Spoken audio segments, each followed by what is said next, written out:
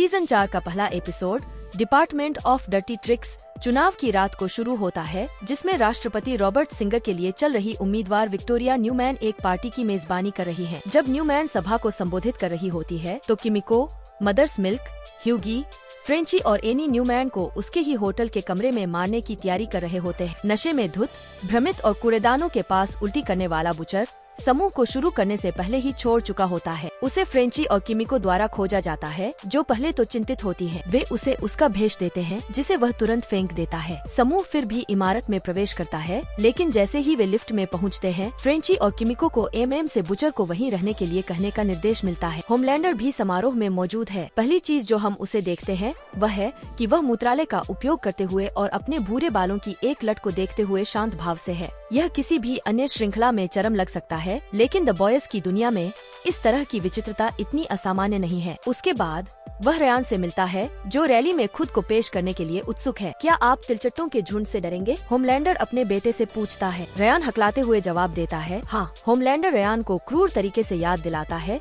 कि वे सिर्फ इंसान हैं और हमारे मनोरंजन के लिए खिलौने हैं। होमलैंडर और रयान के मौजूद होने का एहसास लड़कों की साजिश को बिगाड़ देता है। सीजन 3 के फिनाले में स्टारलाइट समर्थक प्रदर्शनकारी की हत्या के लिए न्यूमैन पर मुकदमा चल रहा है, जैसा कि होमलैंडर को उनकी बातचीत के दौरान पता चलता है। रसोई में जाते हुए बुचर रयान का पीछा करता है, उसे न्यूमैन की बेटी जो के साथ मंच के पीछे टहलते हुए देखता है। उसे होमलैंडर को छोड़ने के लिए मनाने की कोशिश करता है। रयान द्वारा बुचर को सूचित किया जाता है कि होमलैंडर का दावा है कि उसने जिस प्रदर्शनकारी को मारा था वह एक पीडोफाइल था। एक बार जब होमलैंडर कमरे में प्रवेश करता है और बुचर को डांटता है तो उनकी बातचीत समाप्त हो जाती है। यह कहते हुए स्मैश माउथ को मिस नहीं करना चाहता, वह फिर रयान के साथ चला जाता है। किमिको और फ्रेंची न्यूमैन के होटल के कमरे में प्रवेश करती है, जबकि बैकग्राउंड में वॉकिंग ऑन द सन बजता है। जो अंदर आती है और जब वह सुरक्षा कर्मियों से बात करती है तो फ्रेंची और किमिको को देखती है, क्योंकि वे न्यूमैन की आई ड्रॉप से खेलने की कोशिश कर रही हैं। उसके बाद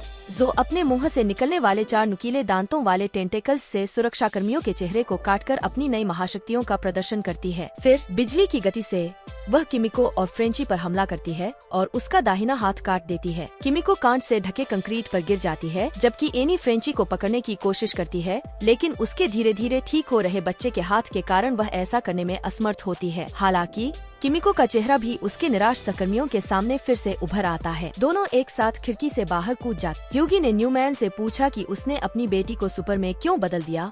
न्यूमैन ने जवाब दिया, उसे सुरक्षित रखने के लिए।